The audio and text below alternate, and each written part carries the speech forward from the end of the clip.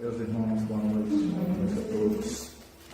Que a paz de Jesus possa prosseguir conosco, Os bons espíritos possam estar sempre junto de nós nessas reflexões singelas que a gente vai fazendo aqui hoje. Aos nossos irmãos também que nos acompanham pela internet, que todos nós possamos ser envolvidos pelas vibrações do amor de Cristo. A nossa sociedade hoje está em clima de expectativa, os ânimos, as emoções, e vale a pena tirar um tempo para a gente visitar Jesus, como nosso irmão colocou muito bem na prece, acalmar os ânimos, sentir a presença do Mestre dentro de nós e estudar a doutrina espírita, que é o próprio Evangelho de Jesus redivivo. E a gente sabe que quando a gente fala de espiritualidade, nós não estamos presos às questões geográficas. Então, onde quer que estejamos, a gente sente as vibrações. Certa feita eu estava assistindo uma palestra, uma entrevista de um grande líder espiritualista hindu, e ele estava falando com o entrevistador sobre a prática da internalização, do silenciamento interior. E eu estava assistindo a entrevista, eu achei muito interessante que enquanto ele estava falando sobre acalmar a mente, acalmar as emoções, eu fui entrando num estado de calma, de silenciamento interno, que eu falei assim, poxa, que coisa maravilhosa isso, eu estou sentindo que ele está falando. Aí eu pensei assim, sabe que só sou eu que estou sentindo isso? Porque eu entrei num estado diferente realmente ali, naquele momento. Aí daqui a pouco o entrevistador falou também. Olha, quando você fala, a gente sente como se estivesse lá dentro do templo seu, fazendo aquele processo, aquelas práticas de silenciamento, a gente sente essa mesma paz. Então a espiritualidade, ela não está circunscrita a recintos físicos, Ela se espalha por toda parte, desde que haja conexão psíquica, E hoje, meus irmãos, nós vamos estudar esse tema aí, Jesus, fé e caridade. Nós podemos dizer que essas três palavras são três bases do Espiritismo. Porque o Espiritismo fala que fora da caridade não há salvação.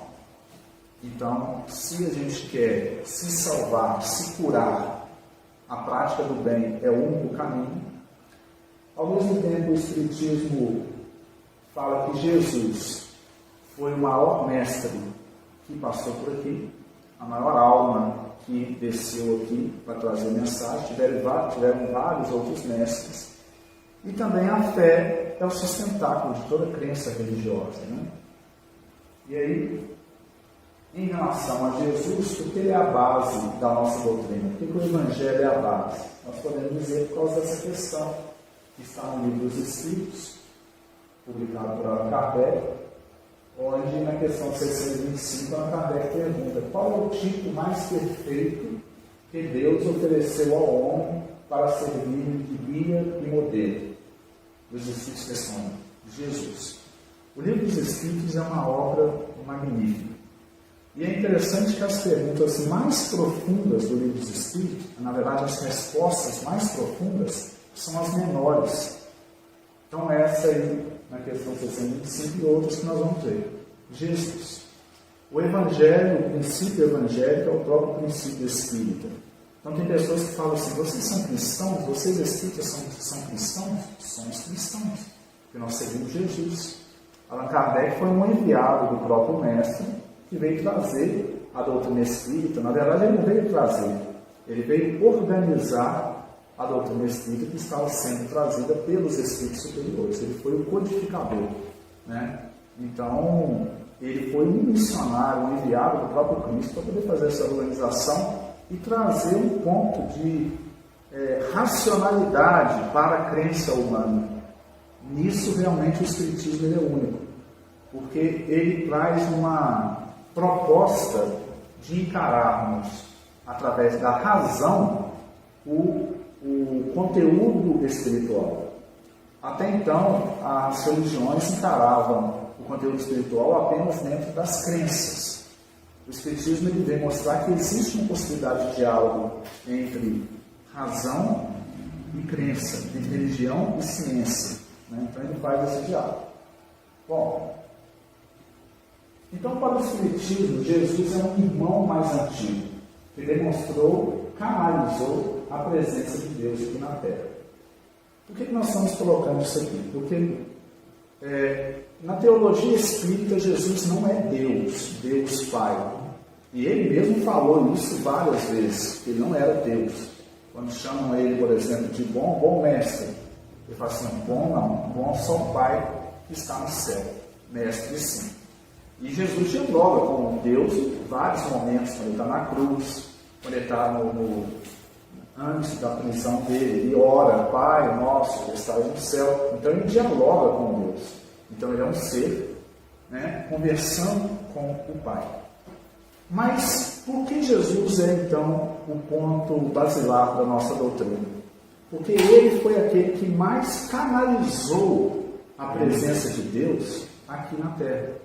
Nós usamos esse termo canalizou, que é um termo tão usado em outros países, né, da mediunidade, né? Eles chamam mediunidade de canalização.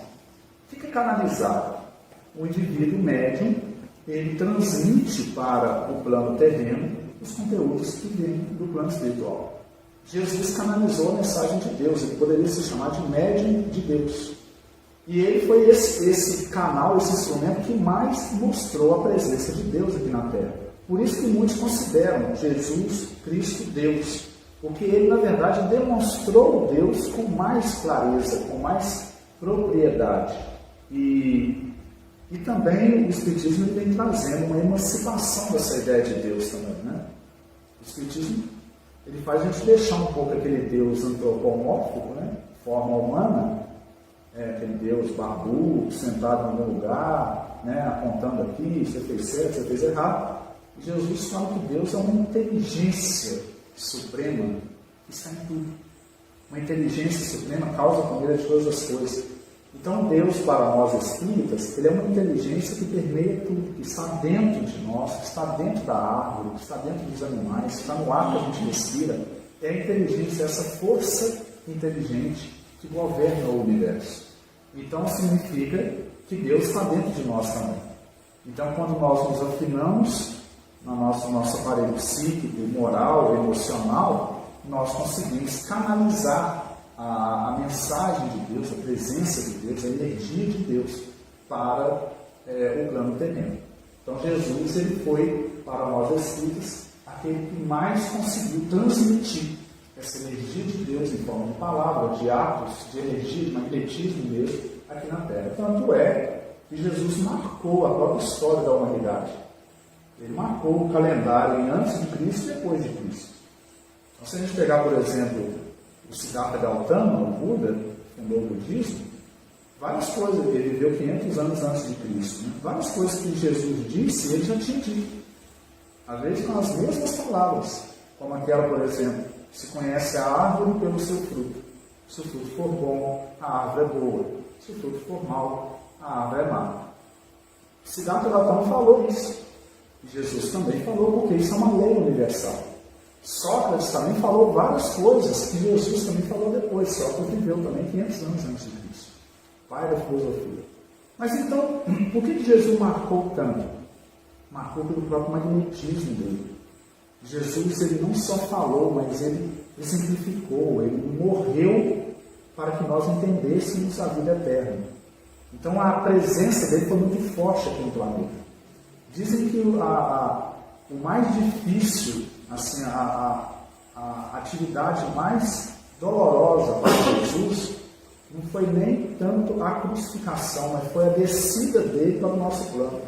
Sair do plano Cristo, onde ele vive, e vir para esse plano aqui, onde as coisas são muito mutáveis, instáveis, que é o plano físico. Ele teve que vir descendo, adquirindo os corpos para poder encarnar aqui, para poder trazer a mensagem pessoalmente para nós. Então o sacrifício dele começa mesmo antes do nascimento físico dele. Bom, analisando profundamente o Evangelho, fazemos uma pergunta: o que é ser cristão? Ser cristão é uma palavra. Eu disse Cristo, que significa ungido. Eu sou cristão, né? São aqueles que seguem Cristo. Mas, meus irmãos, falar que nós somos cristãos é muito fácil, né? Eu sou cristão. A maior religião em número de adeptos no mundo é o cristianismo. Né? São as grandes religiões, o cristianismo, o islamismo, o budismo também, o hinduísmo, que a Índia tem uma população muito grande. Mas, veja bem, nós somos um país de cristãos, de várias religiões, nós somos cristãos. O mundo tem muitos cristãos. Mas a gente percebe que o mundo ainda não viveu o Evangelho na sua vida. Então, o Espiritismo, como é uma doutrina muito clara, racional, tranquila de analisar e de estudar, ele mostra que ser cristão em profundidade não é necessariamente dizermos que nós temos essa crença, eu sigo o Cristo. Ser cristão é simplesmente vivenciar na própria vida os princípios do Evangelho, que são princípios eternos e universais. Qual é o princípio? O princípio do amor, do bem. Então nós podemos dizer que um budista pode ser cristão, se ele tiver na vida dele vivenciando o amor na sua plenitude, a renúncia de si mesmo em prol do outro. A gente pode dizer que um hindu é cristão, que um ateu pode estar sendo cristão, porque ele pode às vezes dizer que não acredita, mas às vezes os atos dele são todos voltados para o bem, que ele está vivenciando o Evangelho vivo na vida dele. Então nós percebemos que ser cristão não é carregarmos um voto. Podemos carregar, e é até bom carreguemos, né? Eu sou cristão, espírita cristão, para divulgar. Mas em essência, ser cristão é a gente sentir no coração a vibração de Jesus na nossa vida, que é uma vibração de perdão, de amor, de mansidão. Isso é vivenciar o cristianismo, né? E nós podemos encontrar isso em todas as religiões. Parece que não, mas isso muda completamente a noção de religião. Isso une, porque infelizmente existem às vezes alguns religiosos que combatem outras religiões. Os nossos irmãos, por exemplo, do Candomblé vocês são espíritas, como é que é? São espírita kardecista. A gente até usa esse termo, kardecista. Mas o espírita ainda é aquele que segue as orientações de Jesus através da luz de Allan Kardec.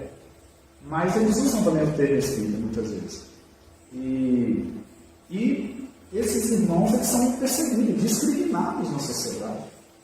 Eu já vi documentários de pessoas de outras denominações religiosas que invadem os terreiros deles, quebram tudo, às vezes até batem neles. Como assim? Não respeitar que o outro tem a sua própria liturgia com o sagrado, a sua própria maneira de entrar em contato com o sagrado, né? Então, que cristão é esse, né? Então, quando a gente percebe que o cristão não é uma palavra, mas é uma experiência de vida, a gente percebe que em toda parte, aquele que segue o bem e o amor, ele segue Cristo. Porque o Cristo, ele exemplifica esse amor. E ele disse isso no Evangelho, né? Quando ajudar um desses pequeninos, é a mim que estará ajudando. Quando visitar algum doente, é a mim que estará visitando. Então ele mostra realmente que ele é a própria prática da caridade, né? Bom, mas aí a gente entra numa outra questão, sobre fé e caridade. O Espiritismo, ele puxa muito a caridade, né? A gente está sempre estudando o valor da caridade, não só aquela caridade de levar uma cesta básica, isso também, mas a caridade de dar um abraço no irmão, de perdoar, de ouvir quando alguém está precisando de falar, ou falar para alguém que está precisando de ouvir, né? Uma presença amiga, caridade em todos os termos. Uma oração, a oração também é uma caridade, a energia chega na pessoa que recebe a oração, a pessoa é beneficiada. Mas e a fé? Porque tem algumas orientações que falam que a gente não precisa da caridade, a gente precisa da fé. E aí, o Espiritismo tem uma visão muito clara sobre isso. Ele fala que a fé e a caridade, elas não estão separadas. Uma não existe sem a outra. Se o indivíduo ele diz que tem fé, mas essa fé não movimenta dentro dele atitudes, ele está só na fé. Ele, na verdade, ele não tem fé. Ele não ainda sentiu realmente essa fé que vem de fidelis, do latim, que significa confiança dentro de si mesmo. Está só nos lábios. Olha a etimologia da palavra. Fé vem do latim, que significa latim fides, né? E remete a uma atitude de confiança. E caridade, do latim caritas, que é um sentimento de afeto, de amor, incondicional, de generosidade. Então percebem bem, a fé, quando ela é real, naturalmente ela promove uma mudança no ser para ele desenvolver uma caridade. No limite que ele consegue fazer isso. Pelo menos é um esforço. Se ela não está movimentando dentro de si atitudes, é porque essa fé ainda não é real. Como o Tiago fala, né? A fé sem obras é morta. O que significa uma fé morta? Significa que ela não existe. Não é fé. A fé realmente é quando ela gera um transbordar de energias balsâmicas que envolvem todos que estão ao nosso redor. Essa fé faz isso. Que a confiança em Deus é saber da vida imortal, da imortalidade do Espírito, da existência de Deus, saber que nenhuma folha cai sem a permissão de Deus, saber que existe uma justiça divina. Esse monte de conceitos e valores dentro de nós, quando eles são reais, que isso é a fé, eles promovem naturalmente um esforço. Não que a gente vai ser santo, porque a gente está longe disso, né? Mas a gente vai estar naquele esforço de querer caminhar de acordo com aqueles princípios. Bom, e a caridade também, sem a fé, é muito difícil. Porque o que estimula a caridade é a fé. A caridade espontânea, ela, quando acontece nas pessoas, porque tem pessoas que são bondosas espontaneamente, é porque esse espírito, de certa maneira, ele já conquistou essas habilidades em existências passadas. Então ele já tem Deus dentro dele e ele acaba se entusiasmando em ajudar as pessoas. A palavra entusiasmo significa Deus dentro de si mesmo, né? Então, a caridade ela é estimulada pela fé, pela confiança. Bom, mas nós temos uma questão aí que é importante também. Como eu disse para vocês, as menores respostas são as mais profundas do livro dos Espíritos, né? Essa aqui é outra. Quando a Kardec pergunta assim: onde está escrita a lei de Deus? Os Espíritos respondem: na consciência. Bom, o que são as leis de Deus? São as leis da vida. Se nós estamos vivenciando a lei de Deus, a gente está vivenciando a harmonia e a paz interior. Mesmo que a gente esteja passando por dificuldades, por dores, né? Por desafios existenciais, porque todos nós passamos, isso é natural aqui no planeta. Mas quando a gente está no esforço, no caminho sincero, a gente já sente essa paz interior. E essa paz, ela é a consonância, é a retidão, no caso, é a afinidade nossa com a lei divina, com a lei de Deus. Qual é a lei de Deus? É a lei de amor. O amor é a base da lei de Deus, né? O amor sustenta tudo. Se a gente está vivenciando dentro dessa lei de amor, a gente está vivenciando a lei de Deus. Mas onde a gente encontra essa lei? Na consciência. Significa dentro de nós, ela não está fora de nós. A lei está dentro de nós, mas aí o estudo nos ajuda a encontrá-la ou relembrá-la. Porque poderíamos dizer assim: se a lei está dentro de nós, na nossa consciência, para que a gente estuda o Espiritismo? Para que a gente vem à casa espírita? Para que a gente conversa sobre espiritualidade, lê? Por que a gente está buscando isso? Porque a gente precisa de relembrá-la muitas vezes. A gente se desconecta muito fácil da nossa própria realidade interior profunda, devido às distrações do mundo. Às vezes a gente tem um caminho na nossa frente e a gente não segue aquele caminho porque tem outras coisas no mundo que chamam mais atenção. E aí a gente vai protelando, né? Procrastinando, né? Essa palavra está muito usada hoje em dia. Procrastinação. Ela procrastinando. E está ali, o caminho está ali. Mas por que a gente não escolhe e começa a caminhar o caminho? Porque estou falando nós, ser humano, né? Porque o mundo oferece muitas distrações. Tem coisas que chamam muita atenção. Como, por exemplo, dinheiro. Que não tem nada de mal no dinheiro, né? Dinheiro não é nem bom nem mal, ele é apenas um instrumento abençoado quando é usado no bem. Mas se eu colocar o meu coração nisso, achar que a minha vida é juntar cada vez mais finanças na minha conta, eu vou me decepcionar, porque isso não vai me trazer uma paz interior. Eu vou querer cada vez mais, é igual beber água do mar, né? Vai dando cada vez mais sede, cada vez mais. Poder também é algo no mundo que chama muito a atenção das pessoas, e às vezes a pessoa esquece de tirar o seu caminho espiritual porque está querendo abarcar muita coisa. E várias outras coisas, né? Ligadas a que a sociedade oferece. Tem, logicamente, tem coisa, tudo que a sociedade oferece deve ser usufruído e deve ser trabalhado. A gente está no plano físico aqui. Né? O mundo não é pecaminoso, tudo é sagrado. As árvores são sagradas, o plano físico é sagrado também. O problema é colocar a nossa alma nisso, achar que a nossa vida é isso.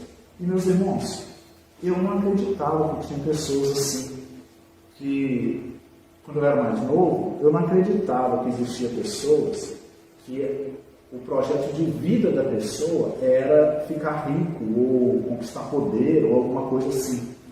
Depois que a gente vai crescendo mais um pouco, vai ficando um pouquinho mais velho, né? Aí que a gente vai percebendo que existe sim, tem pessoas que realmente vivem isso 24 horas na vida. Porque eu estou falando isso porque quando a gente conhece o Espiritismo, né, e a religiosidade sincera de modo profundo, a gente sabe que o caminho para dentro é o melhor caminho que nós podemos trilhar, do autoconhecimento, de saber quem somos, de estarmos em paz com aquilo que temos, com aquilo que estamos fazendo.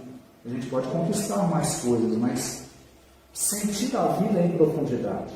Às vezes, por exemplo, um indivíduo caminhar pelo seu quintal, cuidando da sua horta, aquilo pode ser profundamente realizador para o indivíduo.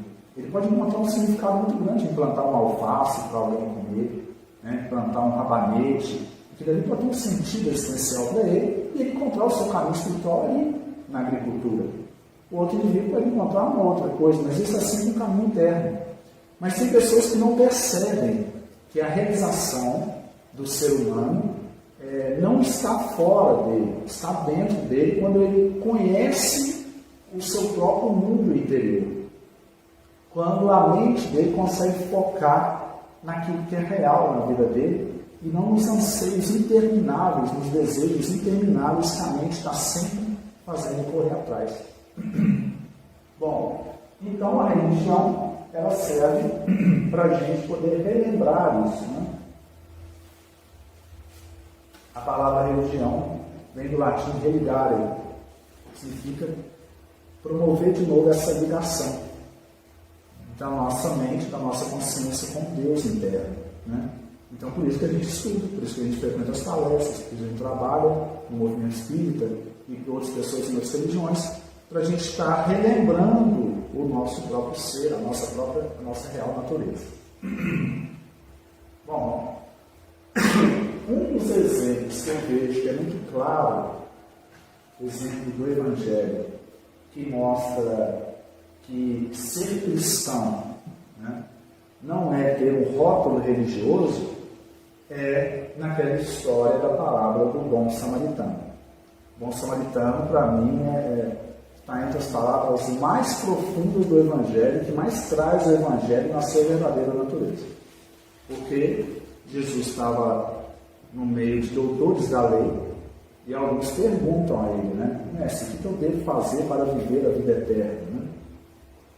E aí Jesus fala assim, o que está escrito nos textos sagrados? Né? Amarás o teu Senhor. Aí eles respondem, né? Decoradamente, né? Amarás o Senhor, teu Deus, de toda a sua força, de todo o seu conhecimento, de toda a sua alma, e amarás o teu próximo como a ti mesmo. E aí Jesus falou assim, faz isso e você viverás. Só que aí ele fala assim, mas quem é o meu próximo? Aí Jesus conta essa parábola do bom samaritano, que o indivíduo estava caminhando, né, caminhando numa estrada, de repente alguns assaltantes o abordam, né, batem nele, roubam tudo que ele tem e deixam esse indivíduo todo machucado, caído na estrada, quase morrendo. E vão embora os assaltantes. E aí passa um levita, um sacerdote, por aquela estrada depois e vê o indivíduo caiu. Só que ele não para. Parece que ele tinha um compromisso ele passa de largo e vai embora. Ele tinha um compromisso religioso. Passa um outro sacerdote também, olha, vê o indivíduo caído, mas também tinha uns outros compromissos, e passa de largo e vai embora. Até que por ali vai passando o bom samaritano. Na verdade, o samaritano, na época de Jesus, ele era considerado um indivíduo herege para os judeus. Os judeus consideravam que os samaritanos eram pessoas que não tinham uma fé, não comungavam os princípios judaicos, né? Os samaritanos eram muito discriminados. E Jesus usa exatamente o exemplo do samaritano para poder contar essa história. O samaritano, quando olha, vê aquele indivíduo caído e sente compaixão por ele. Olha aí a fé verdadeira, né? Sente amor por ele. Amor incondicional, amor fraterno. E aí vai lá e passa óleo nas feridas dele, no samaritano, né? Era uma prática na época para poder tentar curar as feridas. Passa óleo nas feridas, limpa direitinho e coloca ele no seu cavalo e leva para a hospitalaria, né? Um lugar para cuidar dele. Chega lá, deixa ele lá numa espécie de um hotel da época e vira para o hospitaleiro e fala assim: cuide dele. Se você gastar alguma coisa com ele a mais, porque o samaritano dá um dinheiro para ele cuidar. Se você gastar mais alguma coisa para poder acabar de cuidar dele e curá-lo, a hora que eu passar de volta eu te pago. E vai embora o samaritano. E aí Jesus vira para o doutor da lei e fala assim: quem é o próximo daquele que estava caído? O samaritano. E aí Jesus diz: então faz o mesmo que ele fez. Estou usando as minhas palavras, mas esse é o sentido do Evangelho que está escrito lá. Ou seja, pratica o bem. Não importa a sua crença, não importa o seu rótulo religioso, pratique o bem. É a única coisa que Jesus nos pede, que Deus nos pede: pratiquemos o bem. Essa é a verdadeira religião, a religião do amor. Madre Teresa de Calcutá, quando estava lá em Calcutá, lá na Índia, cuidando daquelas pessoas doentes lá, ela era uma freira, né? E ela começou a cuidar de um, cuidar de outro, foi juntando, até que ela teve que montar um galpão lá para colocar o pessoal na cama lá para cuidar, juntou mais alguns para ajudá-la, e aquele movimento foi crescendo, e as pessoas lá da Índia começaram a desconfiar. Falaram: essa mulher está querendo converter todo mundo aqui, será? Ao cristianismo? Nós somos hindus. Será que ela está fazendo esse trabalho aqui para converter os hindus em cristãos? E aí foram até ela, né? Falaram: madre, nós estamos vendo esse trabalho que você está fazendo todo aqui, e a gente veio aqui, né, para poder conversar com você, né? Ele falou assim: qual é a sua religião que você está trazendo aqui para nós? Aí a Madre Teresa pegou e respondeu assim: a minha religião é o amor. Mas qual é o seu Deus? Porque lá na Índia tem vários deuses, né? Krishna, Shiva. Ela falou assim: meu Deus é você. O que a Madre Teresa estava falando? Ele estava falando que ela enxergava Deus dentro deles. Porque Deus está dentro de todos nós. E ela estava falando que a religião dela, esse religamento, que é a palavra religião com Deus, é o próprio amor. Porque Deus é amor, como João Evangelista disse. Então ela estava levando ali a religião dela? Não. Ela estava levando o amor, que é a verdadeira religião. Meus irmãos, já pensou como é que o mundo vai se transformar quando nós percebermos isso? É lógico que existem, às vezes, diferenças doutrinárias entre uma religião e outra. Mas a diferença é muito pequena, perto da congruência. Por exemplo, todas as religiões praticamente, quase todas, quase a grande maioria, falam da vida após a morte. Falam da existência de Deus. Falam da prática do bem. De fazer ao outro o que gostaria que o outro fizesse a nós. Olha que tantos pontos em comuns. Reencarnação, por exemplo. O Espiritismo não é aquele que vem trazer a novidade da reencarnação. Aqui no Ocidente até dá essa impressão, né? Porque as religiões ocidentais aqui não são muito reencarnacionistas, mas as mais antigas religiões do mundo, todas são reencarnacionistas. Você pega o hinduísmo é reencarnacionista, o budismo é reencarnacionista, os egípcios acreditavam na reencarnação, davam um outro nome, né? Metempsicose. Acreditavam que as pessoas poderiam reencarnar também em animais e tal, que não entendiam muito bem. mas tinha aquele princípio que a alma voltava, que a alma sempre deve voltar. Essa volta da alma em uma nova existência, o Espiritismo traz isso como algo novo. Ele vem estudar isso de forma racional, mostrando que isso é real, é uma lei biológica, as várias existências, as várias vidas, né? Assim como tudo que a gente observa na natureza é cíclico, a alma também passa por um ciclo de ida e volta, ida e volta. Então, como tudo é ciclo, só olhar para a natureza, a água, por exemplo, tem um ciclo dela. A água, por exemplo, agora, na superfície está chovendo bem. A gente está precisando de chuva, né? Porque está muito seco. E essa chuva, quando ela vem, o que ela ajuda? Ela penetra na terra e enche os nossos lençóis freáticos, né? E as minas também. Aí as minas depois produzem os riachos, que depois produzem os rios, que chegam até o mar. Quando chega até o mar, essa água evapora, né? Ela já vai evaporando com o sol. E aí o que acontece? Ela volta de novo de onde ela veio, lá para o céu. E depois o que acontece? Ela forma as nuvens através da condensação, e as nuvens fazem chover de novo, essa água volta para a terra de novo. Olha o ciclo da água. Vai para o céu e volta para a terra. Vai para o céu e volta para a terra. Isso é apenas um ciclo que existe na natureza. Tudo na natureza volta. Nós temos a noite, né? Depois vem o dia, depois vem a noite de novo, depois vem o dia, vem a noite. Nós temos as épocas do ano, nós estamos agora na primavera, daqui a pouco vem o verão, depois o outono, depois o inverno, depois a primavera de novo. Então, se a gente observar o funcionamento da natureza, tudo é cíclico.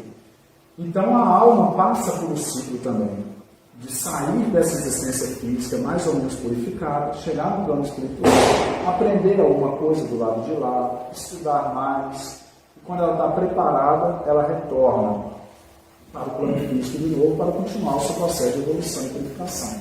Daqui a pouco ela vai para lá de novo. Um dia uma pessoa me perguntou quanto tempo a gente fica no plano espiritual, né? Às vezes as pessoas perguntam e não sabem que isso é muito relativo, não tem como a gente saber disso, né? Mas existe um certo padrão que os Espíritos dizem, é que quanto mais desprendido nós somos, desapegados da matéria, mais tempo a gente fica no plano espiritual. A gente não precisa de voltar tão rápido, porque a gente já desenvolveu órgãos espirituais. André Luiz, através de Chicheleira, fala isso. Então a gente consegue ficar no plano espiritual mais tempo. Agora, quando a gente é muito apegado à matéria, às sensações, a gente volta mais rápido, porque nós mesmos atraímos o nosso ser para o plano físico. A gente ainda necessita do plano físico. Na prática, como é que isso é? Por exemplo, o que são as necessidades fisiológicas? Alimentação, sexo, dormir, né, repouso, isso tudo são necessidades físicas. O que são prazeres da alma? Prazeres da alma, o nosso irmão Albenço está tocando aqui, a gente está ouvindo a música dele, a gente se sente levado ouvindo aquela música.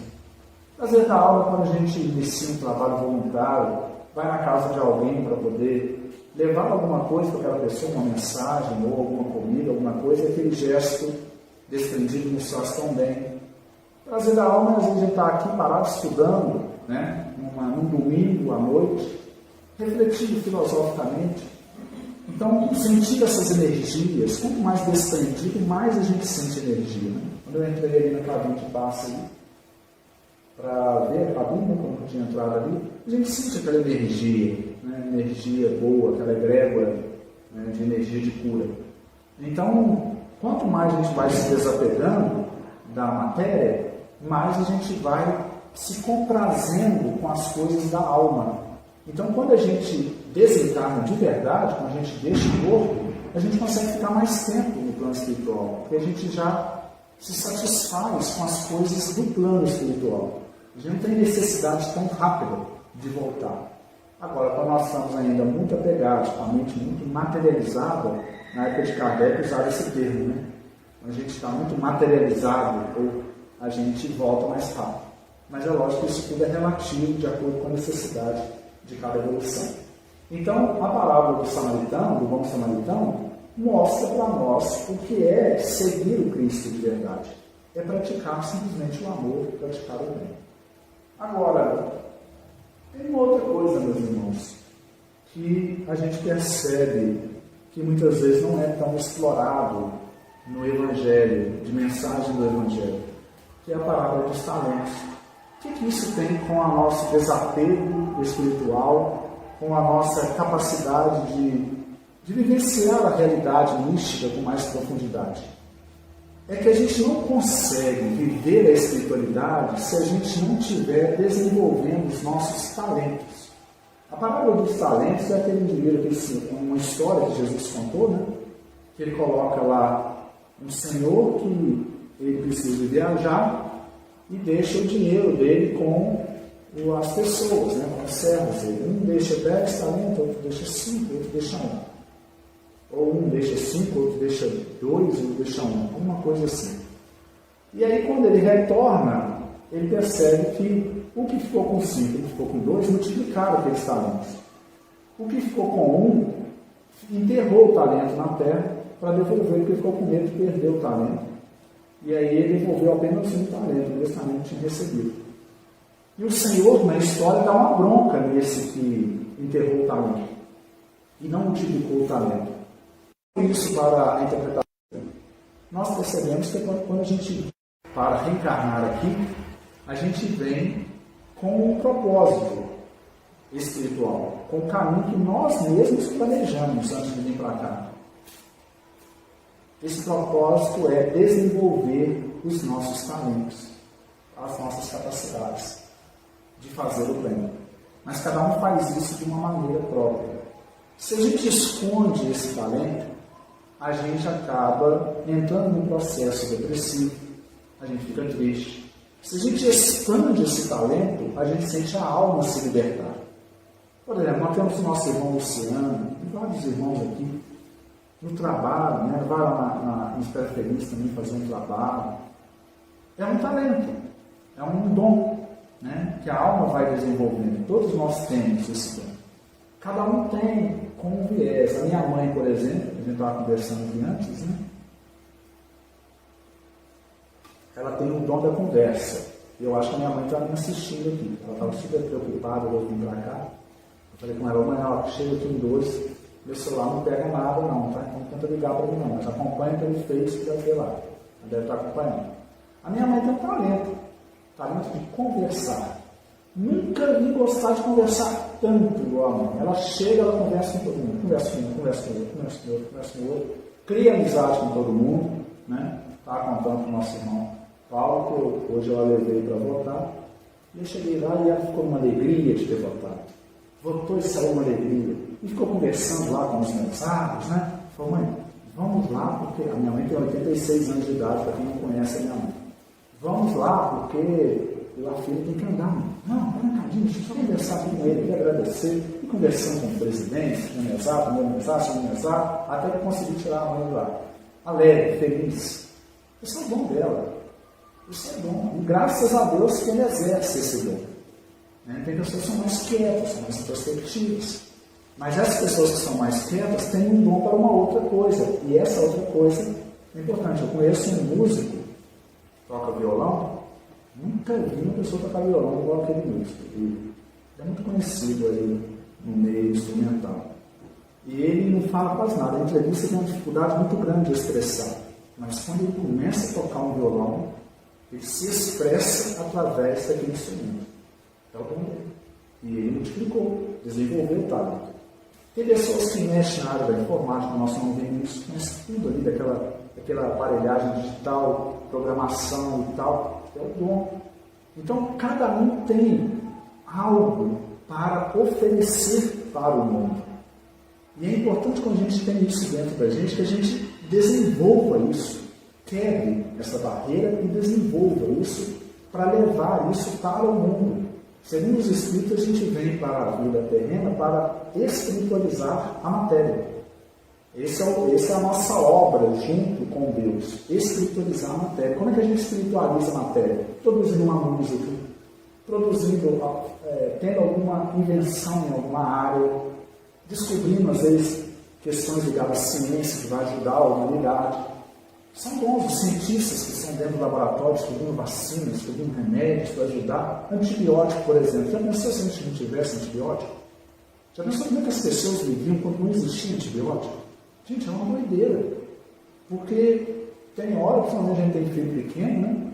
Não está tão pequeno assim, minha filha. Está com 11 anos, mas quando a criança, até os 7 anos de idade, mais ou menos 6 anos, não desenvolve uma imunidade, constantemente a garganta inflamada, aquelas placas, e às vezes o negócio aperta tanto que é um antibiótico que salva. Quando começa a tomar antibiótico, a gente até alivia. A gente já sabe, aí 3 dias, aquela bactéria já não vai estar ali mais. Então eu fico imaginando se não tivesse um cientista descoberto o antibiótico. Quantas vidas o antibiótico salvou e ainda salva hoje em dia? Então, na área da ciência, na área da arte, na área da pintura, da dança, da música, da computação, na área da espiritualidade, que também tudo isso são talentos. Então, eu vejo que o propósito da caridade, que a gente fala muito no Espiritismo, não é aquela caridade da gente fazer aquele esforço, hercúleo, né, sacrifício, agora vou fazer o bem, como fosse um peso. Não. A caridade é simplesmente a gente desenvolver os nossos talentos em prol das pessoas e ajudar as pessoas e inspirar as pessoas a desenvolver os talentos dela. É a maior caridade que a gente possa fazer. Fazer o outro se render e também descobrir a sua própria realização pessoal. Então Deus, Ele está dentro de nós, e nessa parábola dos talentos eu vejo, que Jesus contou, Ele conta justamente isso. O que nós estamos fazendo? Será que nós estamos trilhando o nosso caminho? Será que a gente está trilhando o caminho que a gente planejou antes de vir para cá? Ou a gente está vivendo uma vida, a chamada normopatia, que é viver o normal que a sociedade dita, que o padrão dita, e a gente não está realmente descobrindo os potenciais da nossa própria alma. Quando a gente descobre essa é a verdadeira caridade. Chico Xavier, quando estava no final da vida já, perguntaram a ele sobre a vida simples que ele levou a vida toda. Chico, você publicou mais de 400 livros, né? Quase 500 livros. Mas você viveu a vida toda de forma tão humilde, dentro de uma casa, vivendo a sua aposentadoria, não casou, dedicou a vida em prol daquele ideal. Como que você vê isso? Você se arrepende? Você acha que você deveria ter feito uma outra coisa? Ele, meu filho. Ele respondeu, a minha maior realização é ter vivido com essa simplicidade. E eu pretendo ir até o final da minha existência assim. Porque isso realmente me fez feliz a minha alma. Ser médium para ele, o dom do Chico era a mediunidade. Né? O Chico é o maior médium que nós tivemos aqui em termos de fenômenos mesmo. Né? Assim, pode ser que tenha outros aí, mas o nosso conhecimento, Chico ele psicofonava, ele psicografava, ele era médium de cura, ele desdobrava conscientemente. O Chico tinha mediunidade, todas as mediunidades que a gente estuda, Chico tinha, ele via, era vidente, audiente. E a mediunidade era o dom dele, ele veio com isso. Né? Tanto é que era menino e já via espíritos e tal, e ele desenvolveu essa mediunidade e deixou esse legado para nós. Todos nós, de certa maneira, somos meio que afilhados de Chico Xavier. O Chico Xavier, ele, no Brasil, ele deixou um legado ao Espiritismo diferenciado. Né? Nós temos instituições enormes, por exemplo, aquela lá em São Paulo, a Fundação Espírita André Luiz, a FEAL, tem, além de ter uma rádio, uma TV Mundo Maior, eles têm uma instituição que apoia milhares de crianças com deficiência mental diariamente, cuidando daquelas crianças. Né? E qual é o nome da fundação? Fundação Espírita André Luiz, inspirada na obra do Chico. Né? André Luiz escreveu muito através do Chico. Então a gente percebe que o Chico deixou um legado espalhado pelo Brasil todo. E aí, imagine se o Chico não quisesse ter desenvolvido esses talentos dele na mediunidade. Se não tivesse exercido isso, quantas mães ele concedeu, mostrando que seus filhos continuavam vivos. Então, o que a gente percebe é que quando a gente fala de Jesus, fé e caridade, tem muito a ver com aquilo que nós nos propusemos a fazer antes da gente vir para cá. Quando a gente está exercendo esses potenciais internos voltados para o bem, a gente está vivenciando o cristianismo, a gente está praticando a caridade naturalmente, a gente está exercendo a nossa fé. Então, meus irmãos, o estudo de hoje é esse. Esse já é o estudo, né, de trazer essas três bases do Espiritismo, que é Jesus, fé e caridade. E tudo é uma coisa só, na verdade. Principalmente fé e caridade andam juntas, não andam separadas. E Jesus é aquele que exemplificou a fé e a caridade de forma mais clara que nós conhecemos. Mas também consideramos que aquelas almas que não fazem parte dos arraiais do cristianismo, como aqueles que moram às vezes lá na Ásia, que pertencem a uma outra religião, se eles estiverem praticando bem, eles estão caminhando com Cristo. Jesus falou que no final seria um só rebanho e um só pastor. Eu acredito que ele quis dizer nessa dimensão, não que todos pertenceriam à mesma religião, não, mas que a vivência, a experiência religiosa de todos seria verdadeira, seria realmente baseada no amor. Então eu passo a palavra para o nosso irmão Luciano, desde já agradecendo o convite da noite, e sempre que precisar pode nos chamar, que estaremos aqui com o maior prazer estudando com os irmãos, agradecendo a presença de todos os irmãos aqui. Jesus permaneça conosco e nós permaneçamos com Ele na sua paz.